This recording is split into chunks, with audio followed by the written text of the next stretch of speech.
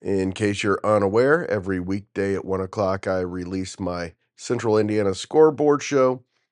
It's our ESPN Sports Center style show where I go through everything that happened in Central Indiana sports and actually anything that Central Indiana sports fans will be interested in. It's like a sports section in audio form. Of course, we talk Pacers, Colts, Fever, IU, Purdue, IndyCar, Ball State, and all of our colleges and high schools in Blackford, Delaware, Grant, Howard, Madison, Tipton, and northern Hamilton County. Susie told me I need to make that into a song.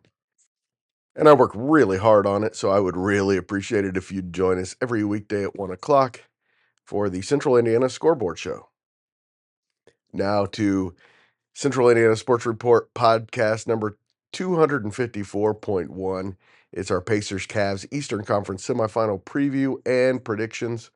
Of course, Mike Rich, our Pacers guy, joined us. Will Retherford, our pro sports guy. Plus, Michelle Garmon of the Tipton Tribune and the Elwood Call Leader, and her friend and our new friend, Tipton's John Robertson, joins us. He's an NBA superfan, and we look forward to having him along for the rest of the playoffs at the very minimum. You're listening to the Central Indiana Sports Report with your host, Greg Mengelt. Welcome, Pacers fans, to our Pacers Cavaliers series preview. I'm here tonight with Mike Rich, our Pacers guy, Will, our pro sports guy, Michelle Garmon, the sports editor of the Tipton Tribune and Elwood Call Leader, and the new guy, John Robertson, who is a teacher at Tipton and a huge NBA fan. I hear maybe even above my level of NBA fan is the rumor. So I'm going to start with this. When we picked the Pacers and Bucks series, I stood alone in picking the Milwaukee Bucks. I was wrong. Am I going to stand alone in picking the Cleveland Cavaliers? Anybody else taking the... Okay, I didn't want to jump in first because since I'm the new guy, but I think that it's going to be a coin flip series. I think if it's the Cavs can get it done in 6, they'll get it done. But if it goes 7, the Pacers win. I know it's not a real bold take, but that's kind of where I have the series at. Yeah, John, we need you to come bolder into this podcast. Are the Pacers going Okay, to win the series or the Cavs? all good. If I had to put money on it, I would take Cavs, but I think the Pacers, if they can take it to 7, they'll pull it off. I'm manifesting that they're going to win. I'm putting it out there. I'm saying it. I want it to happen, and I think this team is they're ready. I think they're going to hit Cleveland in the mouth in the first game, and they're going to welcome Cleveland to the playoffs because they walked through Miami. That was like a walk-through practice. I'm pretty confident. I think it's Pacers in 6. I believe it's going to be the Pacers. I'm trying to decide if it's going to be 6 or 7. But I just like the fact that Pacers made that run last year. I think they're playing pretty well as a team. They just have a great synchronization, and they're getting contributions off the bench. And, of course, again, I think... Michelle, you're blocking your microphone again. Oh, sorry. Again, I think the big key for the Pacers is going to be Miles Turner. I know people think that may be crazy because I don't think he's the most important Pacer, but during the playoffs, I think he's the most important piece because if we get the Miles Turner that played the last couple games in the Milwaukee series, I think the Pacers win it in 6. Well, I'll say this. I think my feelings have gone from about 15% chance to about 30% chance lately, and I think the most important player is Tyrese Halliburton. If we get the Tyrese Halliburton that we've seen in spurts of late, but very small spurts of late, for an entire series, yeah, they can beat anybody. But show me, Tyrese, that you can do it all the time, not just in crunch time. I want to go with what Mr. Rich said there for a second. I think that the Pacers coming out having played harder against Milwaukee than the Cavs had to play against the Heat is going to play into the Pacers' favor. I think the Cavs are kind of at an easy pace. They didn't have to work super hard to get that win. Pacers having to play gritty and fight through to get the 4 wins against Milwaukee is going to give them the advantage coming into the first couple of games. I can see that. They need to win one of the first two then, right?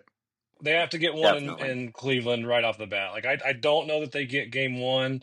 The Pacers do tend to play up to the level of the people they're playing against. If you look at the regular season when they were playing against teams that were below Mike and I 500, talk about that all the time the last 2 years. yeah, I think it's to the Pacers' advantage that they are the underdogs. They play better as underdogs. They like to be, seen as not having a good shot, so they come out and play hard. So I do think they'll get one or two in Cleveland. But I think on paper the Cavs have the better team. But we'll see how. I mean, it's going to come down to grit and heart, honestly. Well, I just think all the Pacers fans are underestimating how good the Cavaliers are. You know what? I'm not actually. I think that this Cavs team is. I think they're pretty comparable to that Knicks team was last year. The Pacers played in the second round. In fact, I think if I were to match the two teams up in a 7-game series, I think I might go with last year's Knicks team over this year's Cavs. They have the best player in Jalen Brunson. I think the Pacers are going to take care of business. In fact, I was bold when I said it, but I wouldn't be shocked if the Pacers got this done in 5. I think that their intensity is off the charts. I think the Cavs have coasted to where they've gone. And you look over their last Then 30 you definitely games. don't know how good the Cavaliers are. I mean, I don't think the Cavs. I think the Cavs are a regular season team. I think that they're real good. I'm still taking Rick Carlisle as much as I've hated on him, in over Kenny Atkinson. Maybe 5 the stretch, but I think the Pacers get it done in 6. I really do. I just think they're the better team. I think they're the better basketball team. I think the Cavs have better players. I think the Pacers are a better basketball team. I think I'm the only Pacers fan living in the real world. I mean, what more do you want them to do? I mean, 2 weeks. they completely dominated that Buck series. I mean, if we're going based on the Bucks are not the Cavs; they're completely different teams. Right, but the Bucks are better than the Heat. So yes, that's true. I mean, they're better than the Heat. So for the Cavs, the coast kind of being a little new to this scene and the pressures of the number 1 seed, they may be lulled a little bit going in. That's why I agree, John. I think it's very important. I think if the Pacers can take one of the first 2, then that's a big thing, because then that puts pressure on Cleveland, and I'm not sure how Cleveland will handle that pressure. One thing that the Pacers, and you guys, I'm a huge Pacers fan. I want them to win more than anybody, but they can't let the Cavs get up by 20 in the first quarter like they did against the Bucks. They're not going to be pulling off comebacks like that against the Cavs. The Cavs shoot too well. They got too many threats. It's just not going to happen. That's the one big weakness I see. And the Cavs play defense like Milwaukee did for a quarter in that game that threw the Pacers off. Cleveland plays defense like that all the time. So Tyrese is going to have to be – he was completely awful in the first quarter when they got down 33-13. He looked lost and passive. I don't think he drove to the rim a single time while they were down 33-13. When he drives to the rim, I agree. They can beat anybody. And I think, by the way, I believe if they can beat Cleveland, they can beat Boston. And if I think they can beat Boston, I think they can beat anybody in the West. And I don't think they're quite there, but because I think Cleveland's the best team in the NBA. I've been saying that all year, especially since they added that depth. That's the difference between them and the Knicks last year. The Knicks had no depth. Cavaliers go to their bench, and they don't lose a lot, just like the Pacers, one of the 4 or 5 teams in the NBA. They can go 8 or 9 deep and not lose a ton of quality. Oklahoma City, of course. But there aren't many. That's one thing, an advantage we have in most series. And I think the Pacers do have an advantage when they go to their bench over Cleveland, but it's not much. I think the benches are – I think it's a wash. I think the Pacers have an excellent bench. I think Pacers are deep. They're healthy. We said that at the beginning of the season. If the Pacers are healthy, they're going to be able to compete with anybody. They're going to run Cleveland up and down the court. I think, like Michelle said, I think Miles Turner is key in this series. But I think the key for him is to play some defense. I mean, he's going to have to defend against Evan Mobley, and I think slowing him down is Jared going to be Allen. key. Yeah, and I think the guard matchup with Halliburton and Garland, I think that's another key matchup in this series. I agree, Nimhard Mitchell is Halliburton. going to be great. Say that again. Nimhard Mitchell is going to be great. Yeah, Nemhard Mitchell's going to be great. Mitchell's play. I mean, Mitchell's the real deal. I mean, the guy. I think he just tied Jordan for consecutive 30-point playoff games, which is pretty impressive to be in anything named with Michael Jordan. But Will, you've talked about Nimhard on defense. How do you expect that matchup to go with Mitchell? Because I've seen Nimhard. His defensive performance has kind of been a matchup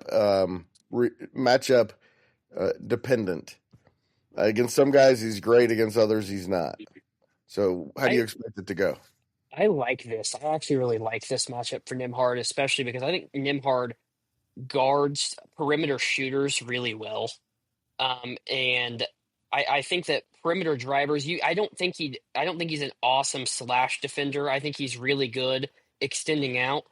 I also think to He might be go the off best what in the league at extending I out. think he is the best extended perimeter defender in the league. I think he does a really good job. I think he makes people really uncomfortable. He plays it kind of he's really aggressive defensively, actually. I think you see a lot of good defenders. They kind of sit back and let the player dictate kind of their movement. I think that Nimhard is going to make Mitchell beat him on the dribble a lot, and I think that honestly bodes well also for Turner. I think that Turner is for where as lopsided sometimes as he can be in defensive matchups, he's a really good shot blocker, and he does guard the paint well. I expect Neesmith to guard Garland most of the series. I think you're going to see Tyrese with Strus a lot. I think that they're not going to want Tyrese guarding Garland all 7 games. He might switch on, but I expect to see Neesmith guard Garland, Nimhard on Mitchell, Tyrese on Strus, and then I think that you could see Siakam switch on to Jared Allen every once in a while. I think him and Turner will kind of take turns on Mobley and Allen. But I like this matchup for the Pacers because I think that the Pacers it's a collision of styles. The Cavs really do like to slow it down and play much more of a half court offense when they can. The Pacers really like to go. I mean, that's the one thing that Tyrese is just so good at is really getting out and going. So if they are able to force stops on defense, force long rebounds, and push the ball, I think the Pacers have the upper hand in this series. Yeah, if they rebound as well as they did against Milwaukee, Michelle, you got to really like their chances. But again, different beast. Oh, it is. And Mike, I agree with you. When I said Turner was a key, it's not so much his offense, only in the fact that he doesn't need to take 7 to 10 3-pointers a game. That's too many. Amen. Unless he has one of those zones where he gets really hot and he can't miss. That's the only way a tip should ever approach that. Otherwise, no. He needs to start in low and make them have to guard him and then come out. But it is the defense and the rebounding. Turner he's got to be a factor at the rim, and on the boards. He just has to for the Pacers. If they want to not just reach the conference finals, but the NBA finals, Turner has to control the paint. Here we go again. We're 13 minutes into this, and the name Aaron Neesmith has not come up. It's kind of appropriate because Will said Neesmith. Will brought it up. I heard it. Okay. But he McConnell hasn't come up there, Greg. So yeah, we talked about the bench though. So, but Neesmith has kind of quietly been. They do not win for sure that game 5 without him. I think he gets forgotten in that because of Nimhard and Halliburton, what they did down the stretch. But he made a defensive play and an offensive play that changed the momentum of that overtime. Oh, I don't discount Neesmith. I guess I look at it as he doesn't get named maybe mentioned as much because he's just consistent. He's not flashy, but he's consistent and can play big in big moments, but it's not flashy. He just fills his role very well. He's been amazing in this postseason. One thing I love about Neesmith too, I think in this series is if you look at who the Cavs bring off the bench, I think Neesmith can guard 1 through 4. I mean, he is probably the one perimeter defender that can kind of stretch defensively. Nimhard's a 1 and 2 guy, but Neesmith, I kind of agree with Michelle. I think he's just kind of the steady heartbeat. I don't, he's not super flashy, like she said. He's just kind of always there. He's kind of a presence. And I think he gels really well with that second team, which makes a big deal of as far as not actually bringing the complete second five onto the floor. You're able to leave Neesmith in there, and I think he plays really well with McConnell at the point, especially. Yeah, we've talked a little bit about the bench, and of course, McConnell's been brought up, and I have not yet sung his name, but we may have to do that a lot coming up in the next couple of weeks. Again, Cleveland's bench is really good, but the Pacers bench, maybe outside of Oklahoma City, is maybe the best in the league all year. Just such quality depth, and they can go like to the 11th man and get some pretty quality stuff. Yeah, absolutely. I mean, Jarris Walker, if he's having a good night, is a threat all over the court. But I think the biggest difference maker in the series is going to come down to how Matherin and Obi Toppin are playing, because those two guys are electric. When Obi is shooting well and he's dunking and get a big flashy dunk to either take the crowd out of it or bring the crowd into the game, can like change the momentum of the game.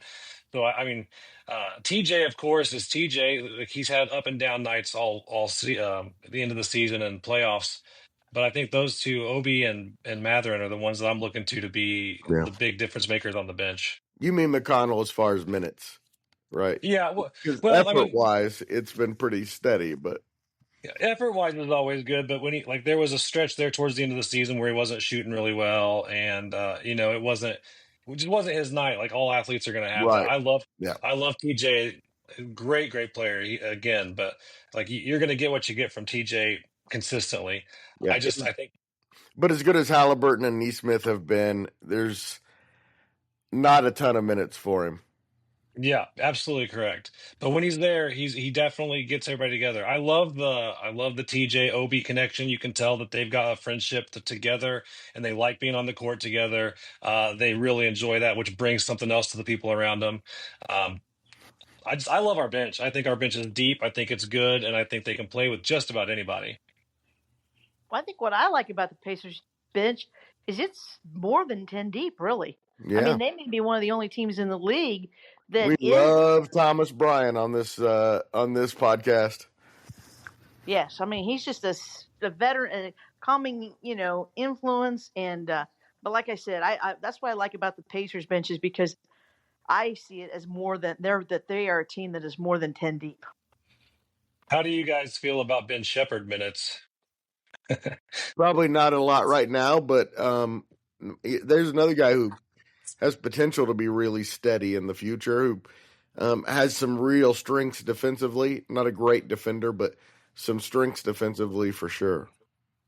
He made me nervous during the Bucks series when Shepherd was on the court. I'm sure he's a great guy and I'm sure he's a good player, but he had a I felt couple like of bad shots, man. He did have some that I wasn't really thrilled with. Mm-hmm. He was not great. I don't see a lot of minutes for him. I hope not. But do you think maybe he played more because Matherin was injured a little bit and not 100%? He definitely played more in the game that Matherin was out. And I think that might have been the first time in the series he'd played significant minutes at all. And the only time, I think, in the series. I hate to say it, kind of like John said, I'm sure Ben Shepherd's a great guy, but he needs to not be on the court really at all. And you know what? I also maybe will play devil's advocate here. I kind of think that McConnell's minutes need to be structured a little longer. He's very Joe Flacco-esque, where he's going to throw for 5 touchdowns, but he's going to throw 2 or 3 picks too.